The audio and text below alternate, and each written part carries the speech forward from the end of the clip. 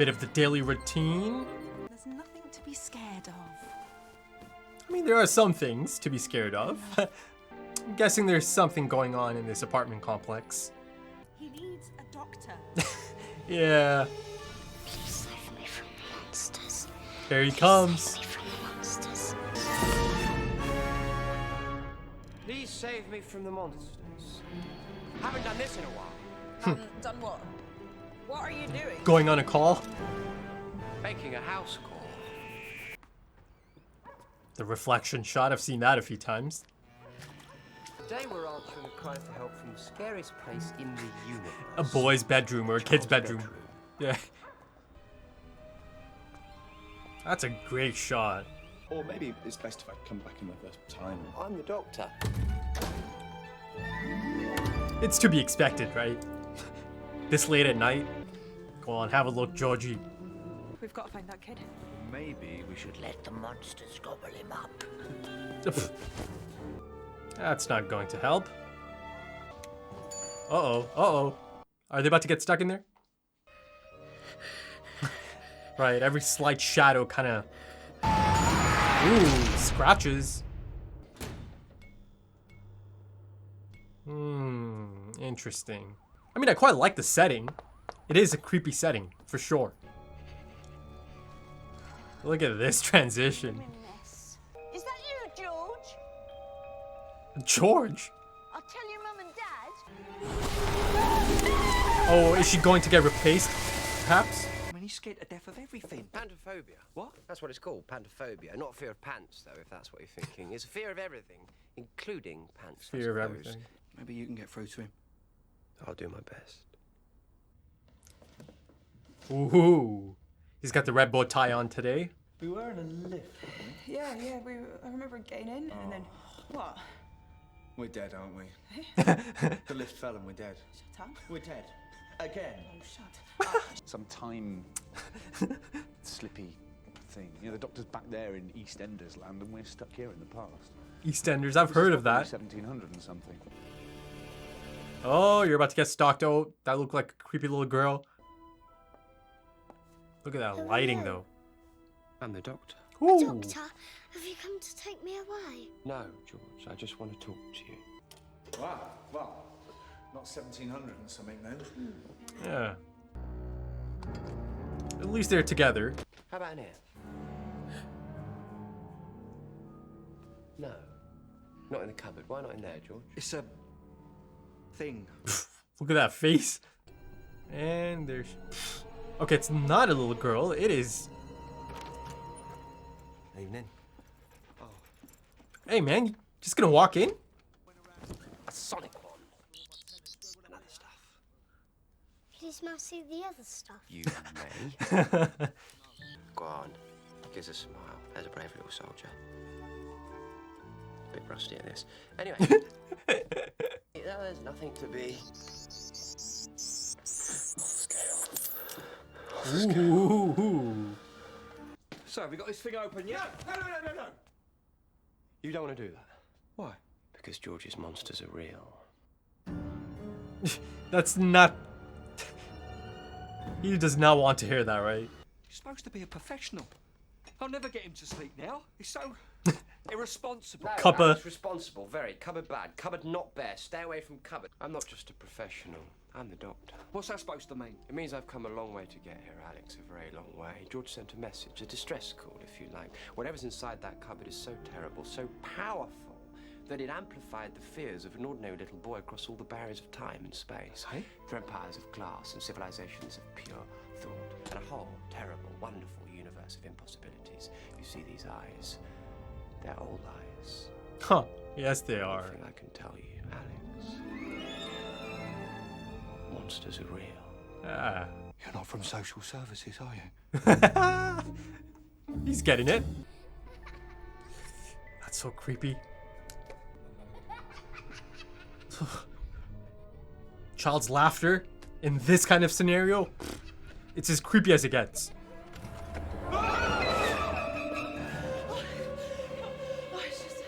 It's a dummy. It's like a doll. This is weird. No, that was the thing that was following them. Nurse. Come on, Alex. Alex, come on. Are you crazy? We can't open the cupboard. God, no, we mustn't. Right. Let's open it. That sells it. Smells what? Better open the cupboard. What's boxing? Meant to be boxing on. He's going to be next. Looks like we're gonna have to watch that film again.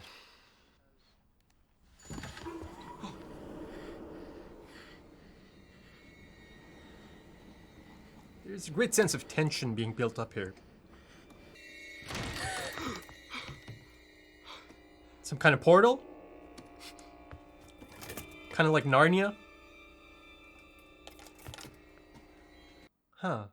Tell me about the day you arrived. Must have been wonderful. Well, it's the best day of my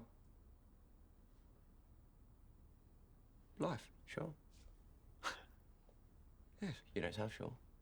Can't remember, can he? So look. Claire's not pregnant. What? Not pregnant. Well, of course not. Claire can't have kids. Whoa. Claire can't have kids. Right. So then George...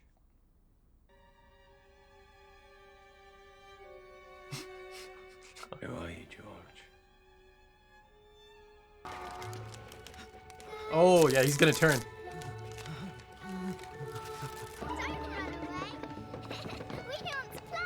Oh, is that the old lady? How can it be bigger in here? More common than you'd think, actually. Ah. Okay. Where are we? Obvious, isn't it? No. Doll's house. We're inside the doll's house. I was gonna say, yeah, there's a house in there. In your That... flat, the doll's house. No, look. What is George? And how could I forget that Claire can't have kids? How? Perception filter. Some kind of hugely powerful perception filter. Jeez. That is creepy. Baby, come on.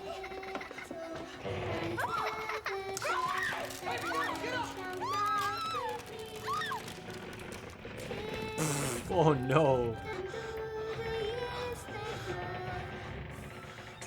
Even his little rituals have become part of it. A psychic repository for all his fears. But what is he? Jeez. Oh god.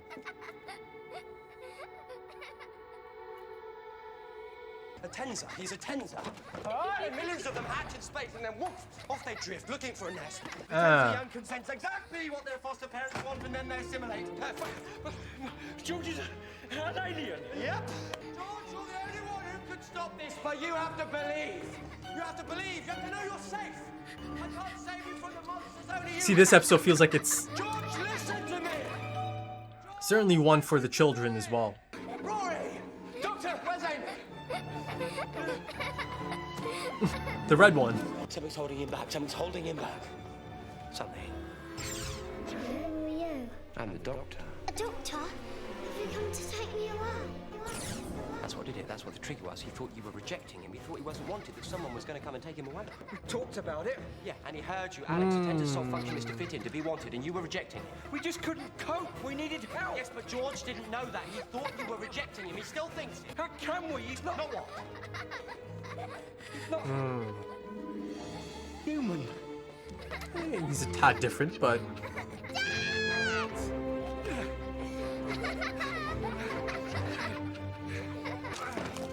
I should do it.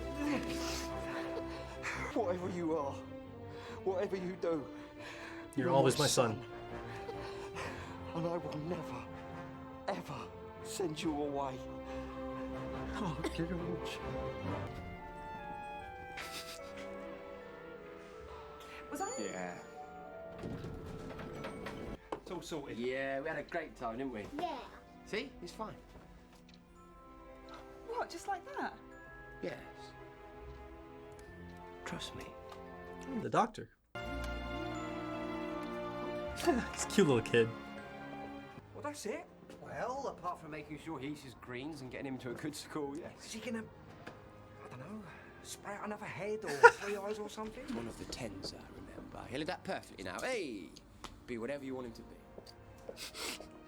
Might pop back around puberty, mind you. Always a funny time. Yeah. Well, it's good to be all back together again. In the flesh. In the flesh. Come on.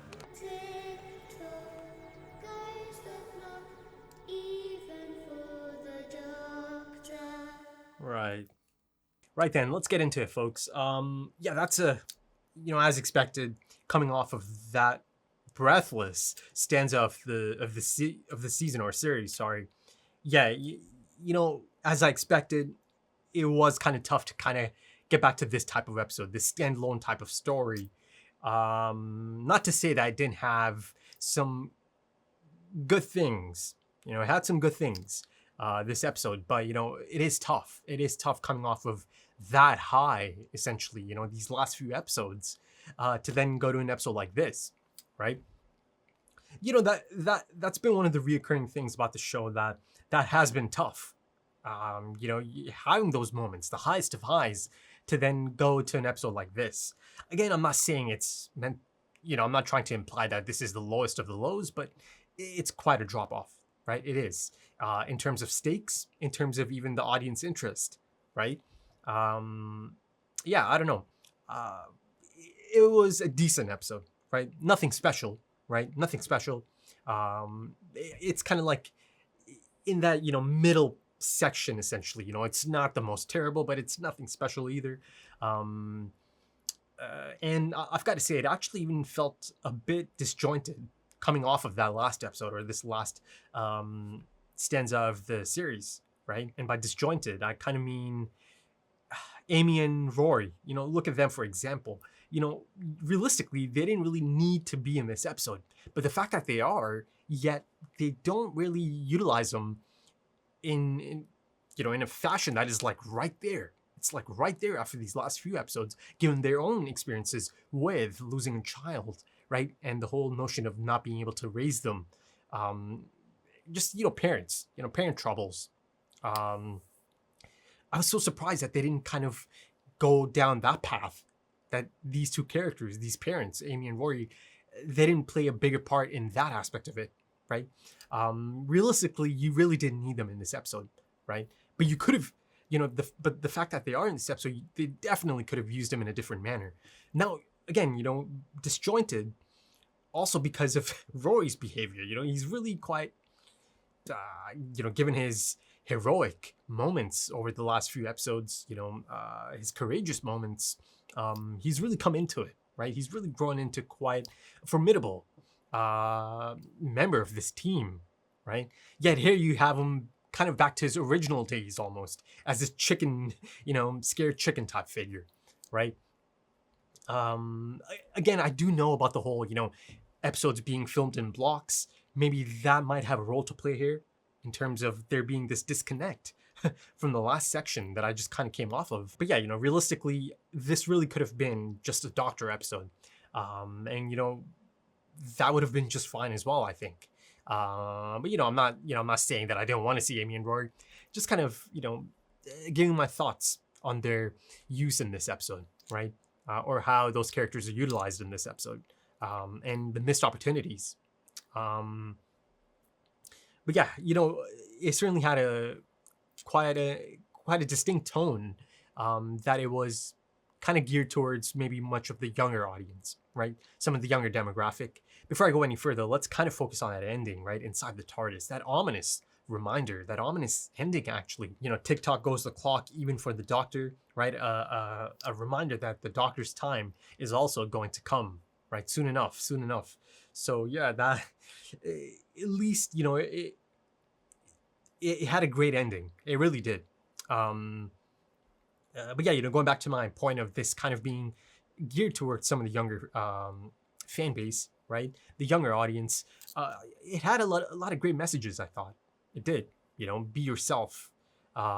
Face your fears, right? It's okay to be different. I thought it also had a lot of great commentary on how parents handle these situations, right? The mental health aspect of it, right? The pressures and the heartbreak and the heartache that comes with caring for perhaps a special needs child, right? And that hurtful and painful, feeling and reality that, you're not able to help your child, right? That you do need help, right? That was kind of put up front, they felt like they needed so much help. They just did.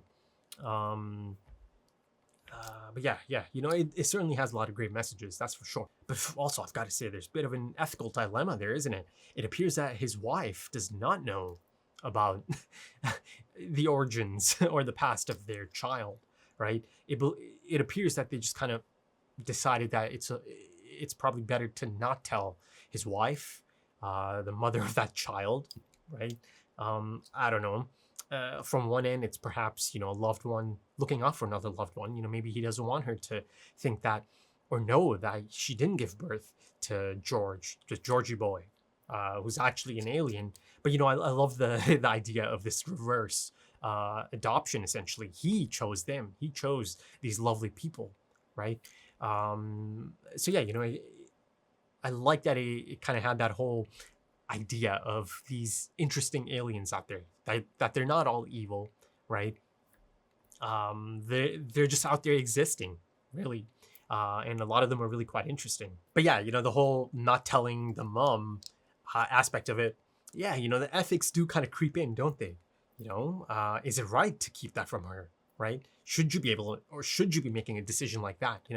A decision of such magnitude on her behalf. I don't know. Listen, I think she would have accepted it, of course. But again, it would have been tough at first, right? Because the husband actually just experienced it, right? He had quite the night. All of them had quite the night.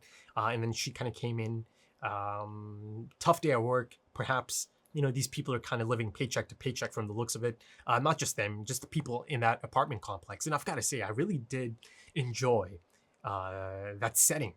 The apartment complex. There's actually a lot of fantastic shots in this episode. A lot of great wide shots of the apartment from a distance. Made for some standout imagery, really. So yeah, the photography of this is certainly a standout for sure. There's a keen eye for framing in this one. For sure. Noticeable. It's actually quite noticeable. And those kind of elements certainly aid this type of episode, right? Of course, the score, Murray Gold's music, certainly continues to do its part always. But yeah, that other aspect of it, the dollhouse, the setting, the creature design, I believe those are peg dolls, right? Children's laughter in that specific situation, it is unsettling. It is creepy. Now, of course, for some of us adults, it's not like terrifying, but look at it from a different perspective. Look at it from a children's perspective, right? Some of the younger fan base, for them, that must have been creepy. I'm sure the moment this goes up, I'm sure, some of you might have your own experiences, that you might have actually watched this back in the day. I'm not saying anyone's, old or anything, but, in your childhood, you might have come across this episode and it must have been creepy, or it might have been creepy for you, right? And I guess there is something creepy about that type of setting. Again, great use of lighting and shadows in the dollhouse stage.